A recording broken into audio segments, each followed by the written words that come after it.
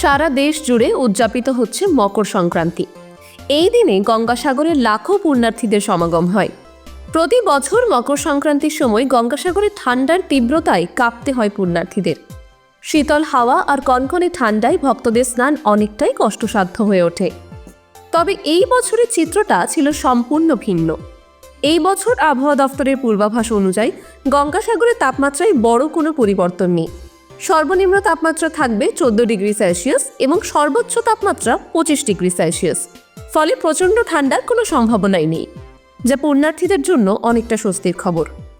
আবহাওয়া দফতরের পূর্বাঞ্চলীয় অধিকর্তা সোমনাথ দত্ত জানিয়েছেন, আকাশ পরিষ্কার থাকবে এবং উত্তর পূর্ব দিক থেকে হাওয়া বইবে। সকালে হালকা থেকে মাঝারি কুয়াশা থাকার সম্ভাবনা থাকলেও তা দ্রুত কেটে যাবে। প্রথম কথা, মকর সংক্রান্তি মানে তো আপনারা গঙ্গাসাগর নিয়ে খুব নিশ্চয়ই ইন্টারেস্টেড। হ্যাঁ, তো মকর সংক্রান্তি গঙ্গাসাগরে আপনাকে বলছি মিনিমাম টেম্পারেচার 14-র মতো থাকবে, ম্যাক্সিমাম 25। আর ব্যাপারটা হচ্ছে যে উইন্ডের ডাইরেকশন থাকবে নর্থ ইস্টার্লি, উত্তর পূর্ব দিক থেকে হাওয়া 10 থেকে 15 কিলোমিটার প্রতি ঘন্টা। এবার এমন কিছু বিশেষ নয়, বুঝতেই পারছেন। আর ওয়েদার হচ্ছে ক্লিয়ার স্কাই।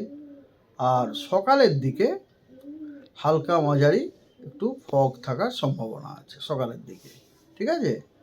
আর আপনার ভিজিবিলিটিটা আপনার যখন হেজ কন্ডিশনে 2 থেকে 4 কিলোমিটার থাকবে, আর যখন সকালের দিকে যখন ফগ থাকবে তখন ভিজিবিলিটিটা 500 মিটারে নেমে যাবে।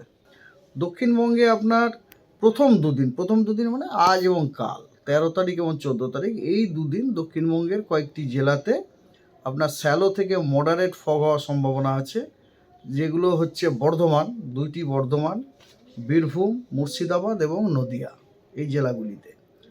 এবং উত্তরবঙ্গে আপনার কালিম্পং, আলিপুরদুয়ার, 2 দিনাজপুর এবং মালদা, এই জেলাগুলিতেও আপনার শ্যালো থেকে মডারেট ফগ হওয়ার সম্ভাবনা আছে। যেহেতু শ্যালো থেকে মডারেট, এই জন্য ওখানে আপনার ওয়ার্নিংটা নেই। দক্ষিণবঙ্গে আগামী 19 জানুয়ারি পর্যন্ত বৃষ্টির কোনো সম্ভাবনা নেই। তবে উত্তরবঙ্গের দার্জিলিং ও কালিম্পং জেলার কিছু এলাকায় আজ হালকা বৃষ্টি হতে পারে। উত্তর দিনাজপুর, জলপাইগুড়ি ও মালদা জেলার ঘন কুয়াশার সম্ভাবনা থাকলেও গঙ্গাসাগরে এমন পরিস্থিতি হবে না।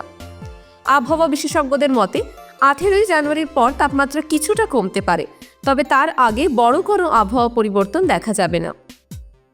এই স্থিতিশীল আবহাওয়া গঙ্গাসাগরের পুণ্যস্নানে অংশ নিতে আসা লাখো ভক্তের জন্য আশার বার্তা।